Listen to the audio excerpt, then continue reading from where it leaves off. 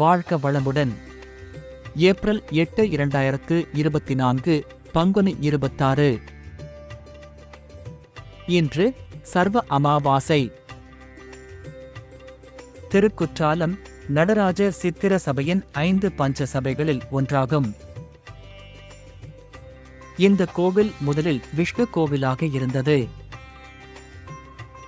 சிவபெருமான் துறவி அகஸ்தியரின் திருமணத்தின் போது கைலாசமலையில் கூட்டம் அதிகமாக இருந்ததால் ஏற்றத்தாழ்வை தவிர்க்க அவரை தெற்கு நோக்கி அனுப்பினார்.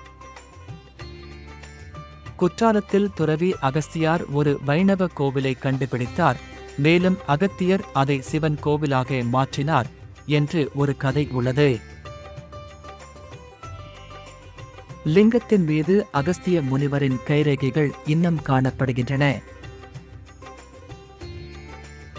இன்று குற்றாலம், கோவில்பட்டி இத்தலங்களில் ஸ்ரீசுவாமி ரிஷப வாகனத்திலும் ஸ்ரீயம்பாள் பல்லக்கிலும் பவனி